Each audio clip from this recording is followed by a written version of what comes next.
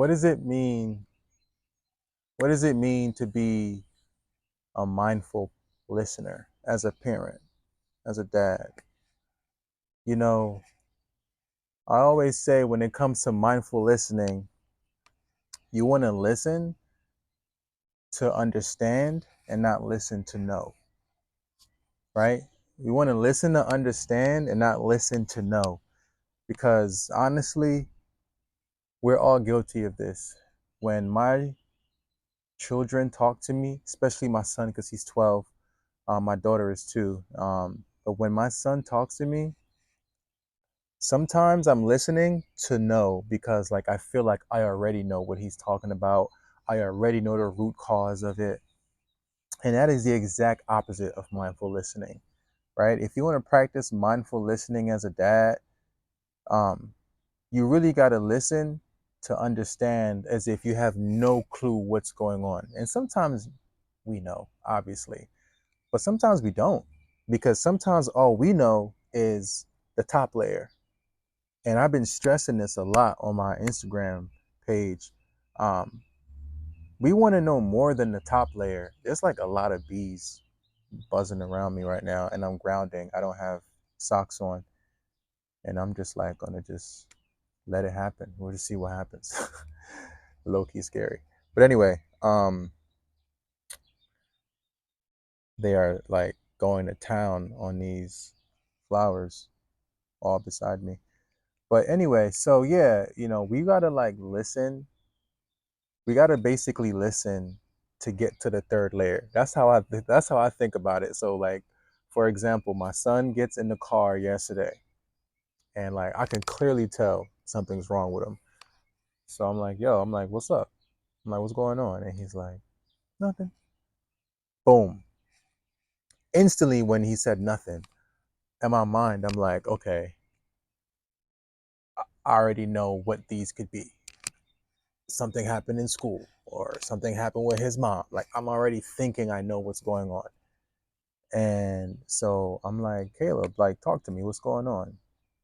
Nothing. Okay. So instead of me like saying, did this happen because of this? Did this happen because of that? I'm asking him like, um, no, actually, I need you to talk to me and tell me what's going on with you. Like, why do you think you're in such a bad mood? And boom, first layer, gone.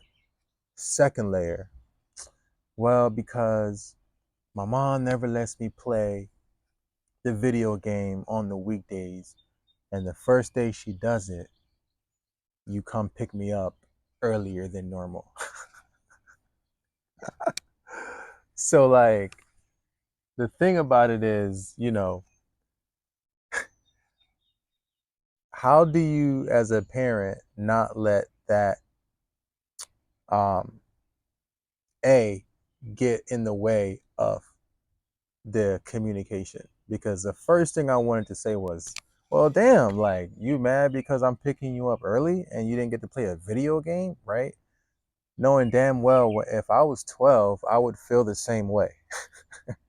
So I'm like, okay, um, like, can't you just play another day? And he goes, yeah, but this was the first time. Bear with me.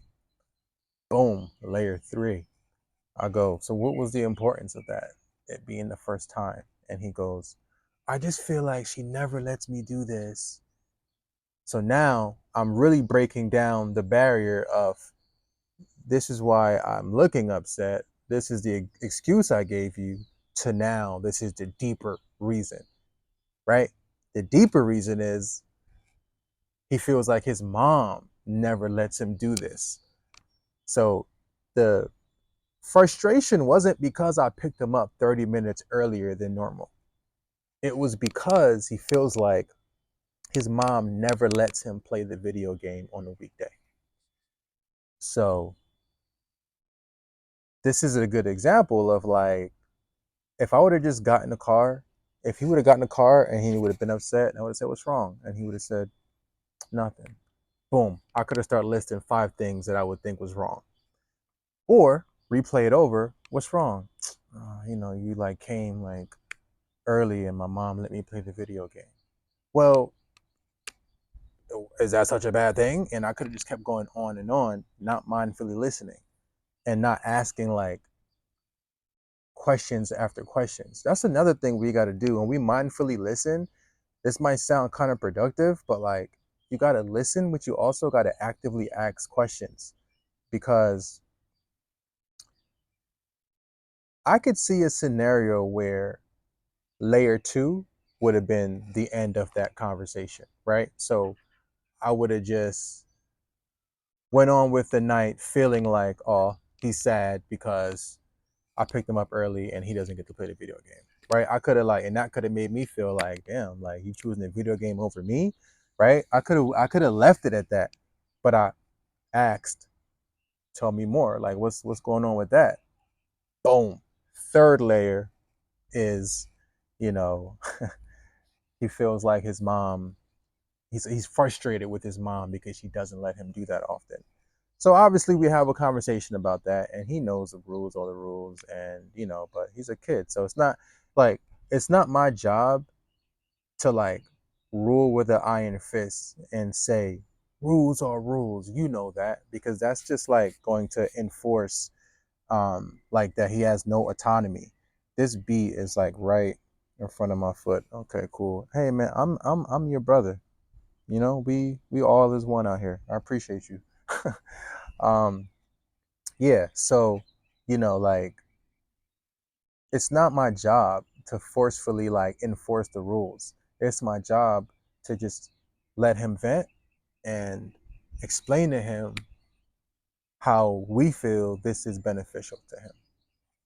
Him not being on the video games during a school day. Like we feel this is how this can benefit you. And that's what I did. And because obviously as a co-parent, my job is to like back his mom up, right? But you got to do it in a way that also makes him feel like he can like get his rocks off. Like he has to feel like he can talk to me about this stuff. Because if he feels like he can't talk to me about it, it's pointless. So I would say, that's how I would try mindfully listening the next time you having like a kind of intense conversation with your kids. Just like don't assume you already know what's wrong. Don't do that, right? Don't be the assumed dad. And then also just continue to ask questions. And remember, no matter what, everything is a layer. There's always multiple layers to what's really going on. See ya.